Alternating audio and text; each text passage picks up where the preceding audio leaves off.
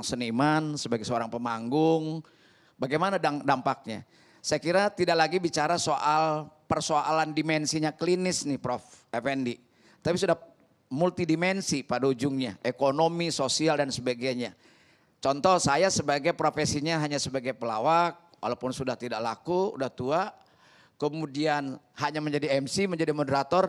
Kalau ada tanggal dibenerin Pak Dhani itu ada uang.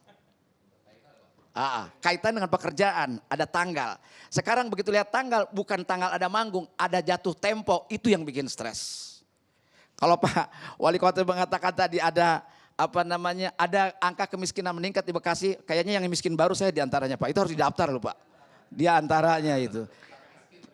Ya, walaupun tidak PKH paling enggak ya japri lah. Kemudian yang berikutnya saya tadi melihat ibu, bapak, para pedagang kecil, saudara-saudara kita perih betul. Saya belum bicara soal seniman dan artis nih Bang Karni, perih betul. Cuman kalau boleh usul mungkin pendekatannya lebih human. Karena apa? Kondisi masyarakat secara psikologis sekarang dalam keadaan ketakutan. Ketakutan terhadap penyakit, ketakutan terhadap bagaimana hidupnya seperti ibu-ibu tadi yang jualan baju, yang jualan soto. Mungkin saya lihat mungkin pendekatannya tidak perlu juga bangkunya diangkut, dikasih nasihat saja atau mungkin bikin sistem lah secara teknis. Boleh beli nasi tapi ngantri 3 meter satu orang antriannya, kan bisa diatur, manusia juga mau kalau butuh makan. Lalu ibunya juga pakai semuanya masker, jelas kelihatan di televisi itu. Tadi setelah muncul di televisi lalu Pak Camatnya datang, mudah-mudahan setelah masuk ILC, bupatinya besok datang ke rumah dia. Jadi bukan persoalan hanya ketika sudah muncul di TV baru pejabatnya datang. Persoalannya kan kita nih bangsa ini gagal menerjemahkan Undang-Undang Dasar 45 Pasal 33 dan sila yang kelima. Itu loh. Tadi Pak Gubernur Jawa Barat, gubernur saya, Pak Ridwan Kamil mengatakan sila yang kedua, kemanusiaan yang adil dan beradab. Jangan lupa Pak Gubernur, ada yang terakhir nih. Yang sila yang kelima justru yang sekarang harus dipertaruhkan oleh kita. Nah, jadi saya ingin menyampaikan bahwa pendekatan-pendekatannya. Lalu PSBB ya diberlakukan. Saya tanya sama Pak Wali, apakah betul itu orang disuruh push up itu bagian dari protokol atau protapnya dari aturan PSBB. Kalau tidak, saya kira lebih human, jangan bukan mempermalukan orang. Memang orang kita perlu dikasih tahu. Tetapi akan lebih baik mungkin komunikasinya ketika dia melanggar daerah wilayahnya, maka dan kebanyakan tidak pakai masker, bukan disuruh push up, dikasih masker sama petugas suruh pulang. Itu lebih human menurut saya, lebih cantik gitu loh. Jadi saya setuju dengan Pak Wali Kota Bekasi yang besok memperlakukan PSBB dengan secara persuasif, jangan secara seperti itulah. Karena dia juga manusia dalam penuh ketakutan.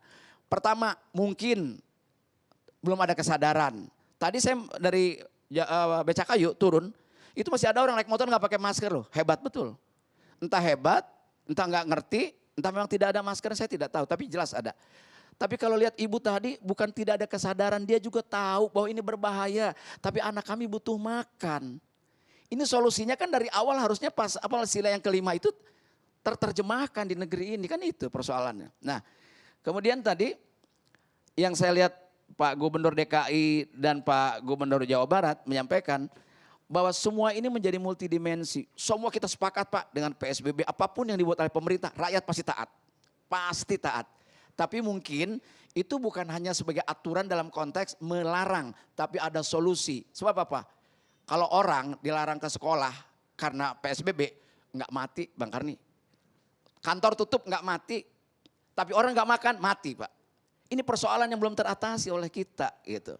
Nah sekarang saya pindah coba ke seniman tadi. Bang Karni bagaimana dampaknya pada seniman? Sama, walaupun kami independen, mungkin teman-teman artis yang top di televisi saat ini lagi manggung, mereka punya tabungan dengan cukup baik. Tapi seniman itu kan bukan cuma artis yang ada di televisi sekarang. Seniman juga ada bagaimana rombongan wayang golek yang satu rombongan itu 50 orang Pak. Lalu topeng, banjet di Karawang, di Bekasi segala macam. Berapa rombongan mereka. Dan itu tanggung jawab dalangnya. Tanggung jawab pimpinan rombongan bagaimana ngasih makan mereka. Sementara mereka dapat malam ini manggung, besok dipakai makan anak istrinya. Dan ini adalah persoalan kita semua. Saya sepakat bukan tanggung jawab pemerintah semata. Kita tanggung jawab kita bersama. Tapi pemerintah adalah bapak kita rakyatnya gitu. Nah, jadi saya kira ini Bang Karni, menurut saya seniman. Contoh. Sekarang bisa gulung tikar, penyewaan lighting, penyewaan sound system, penyewaan rigid panggung dan sebagainya. Saya berdoa dan berharap agar TV One tetap teman-temannya masih bisa bekerja, menyampaikan informasi pada masyarakat. Yang lain-lainnya udah tutup, Bang. Nah ini saya kira persoalannya. Kenapa? Saya ingin mengelaborasi Mas Imam Prasojo tadi. Waktu Wuhan itu kita nyantai. Bahkan ada pejabat yang menantang dengan sombongnya tidak akan datang ke sini. Nggak bisa main-main saya kira. Ini tolong ngomong ada orang pemerintah Pak Dhani. Sampaikan mungkin kalau bisa sih apa yang keluar dari pemerintah satu suara saja. Agar komunikasinya rakyat bisa jadi lebih tenang. Jangan sampai kayak peristiwa ojol saja misalnya. Antara Menteri Kesehatan dengan Menteri PLT Perhubungan berbeda kebijakannya. Nah ini menjadi persoalan tersendiri. Nah seniman kembali lagi Pak.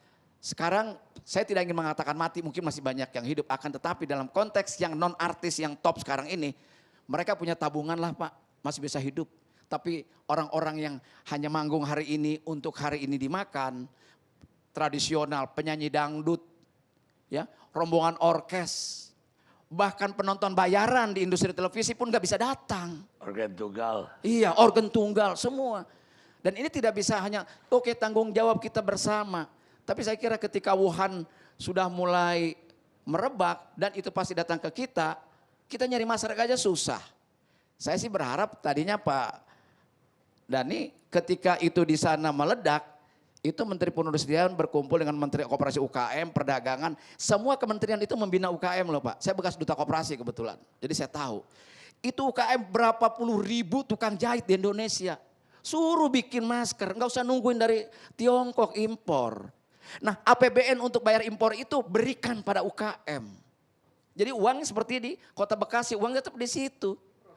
Ya produk kita, ini produk kita semuanya.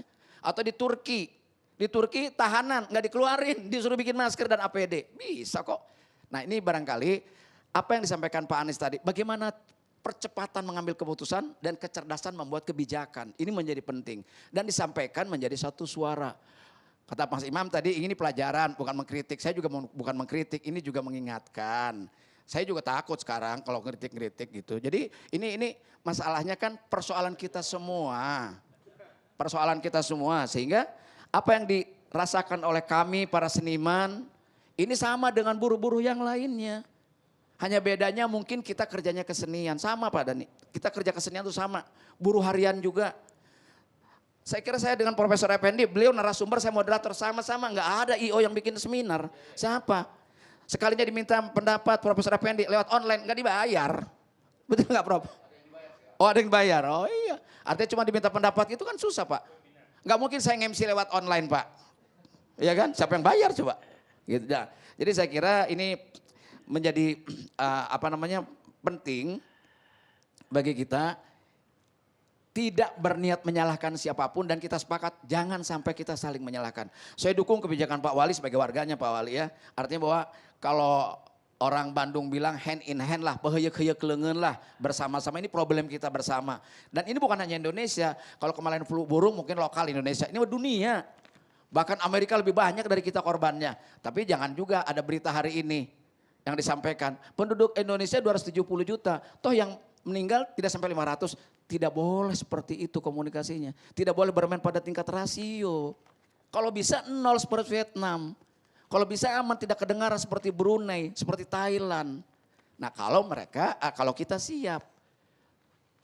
Sebelum Indonesia kan Italia dulu, Iran dulu. Nah makanya saya ingin tanyakan, jangan salah saya baca media sosial. Di media mainstream nggak ada Pak. Kita di PSBB kita taati untuk dari Bekasi ke Kalimalang aja diperiksa saya Pak sekarang ini. Tapi kok itu warga Tiongkok datang bebas tanpa masker, itu tolong ditanyakan juga benar apa enggak tuh berita. Gitu. Takutnya enggak benar, saya salah. Kalau benar tolonglah biar berkeadilan. Saya kira itu Bang Karni.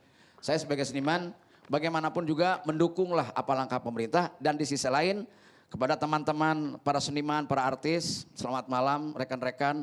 Saya mengapresiasi teman-teman membuat lagu agar orang tinggal di rumah, memberikan semangat. Saya kira itulah kontribusi yang teman-teman bisa sampaikan pada masyarakat ini untuk juga menambah kesejukan di suasana kita yang kondisi ini. Karena apa? Saya kira tidak ada yang bisa membatasi waktu sampai kapan kita seperti ini.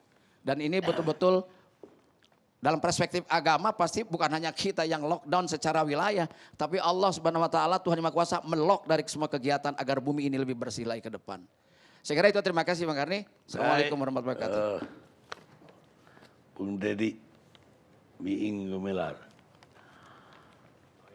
Saya ingat tadi soal apa tuh push up. Iya. Dulu ada Polima Kop Kamtip Laksamana Sudomo. Dia sidak di pasar di Medan. Gak tahu yang disidak apa, berapa pedagang dia kumpulin, dianggap melanggar. Terus push up. Nah, wartawan tanya, Pak, apa dasar hukumnya Bapak suruh push up? Hukum gregetan. Gregetan. Jadi nggak ada hukumnya, yang ada gregetan. Nggak, maksud saya gini Bang Kari, kalau ada dia masuk PSBB, wilayah dari Bekasi mau ke Jakarta lewat Kalimalang misalnya, contoh yang sederhana yang saya tahu. Ketika memang dilarang lewat, maka disuruh balik lagi aja, nggak usah suruh push up, balik lagi. Itu saya lihat supir pakai masker masih suruh push up juga. Kenapa nggak suruh balik lagi aja gitu? Itu satu. Kemudian soal kesenian Bang, kesenian ini profesi yang terakhir dinikmati oleh publik. Pertama mungkin pangan dulu, baru sandang, baru hiburan. Baru orang nonton film ketika perutnya kenyang, bajunya bagus, baru dia nonton film, baru dia nonton orkes, baru dia manggil penyanyi, baru dia manggil pelawak. Itu ya terakhir. Sekarang boro-boro manggil kita, mau menghibur dia, untuk makan aja dia harus ngitung saldonya tinggal berapa. Saya kira itu. Baik, mudah-mudahan curhatnya didengar semua masyarakat. Ya makanya sekarang saya jualan ayam goreng Bang. Udah benar? Iya betul, saya jualan ayam goreng. Online, betul Pak Profesor tahu. Brand Miing nggak pernah dipakai usaha kecuali ngelawak sama MC. Sekarang dapur Bang Miing, kalau abang perlu pesen nama saya. Siap. Ada gepuk, ada usus, ada babat. Kalau Pak Wali perlu saya kirim ke rumah. Ada ayam goreng, tapi online, saya nggak buka warung. Supaya apa? Supaya sehat. Jadi bapak-bapak, ibu-ibu tinggal di rumah, makanan saya kirim, tapi uang transfer.